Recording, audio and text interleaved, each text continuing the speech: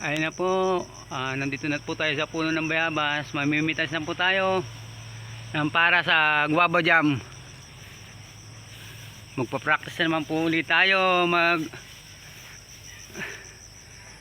gumawa ng guava jam na paborito ni Kuya Berting.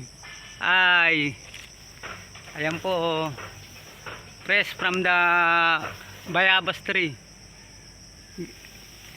gift from by our Lord Jesus Christ and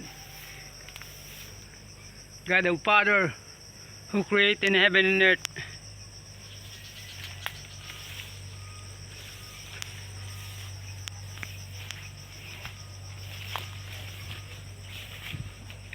Ayan po yung papaya.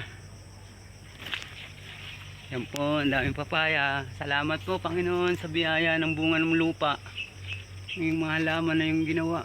Purihin ang dakilang pangalan mo, Ama, Anak at Espiritu Santo. Aleluya, aleluya, aleluya.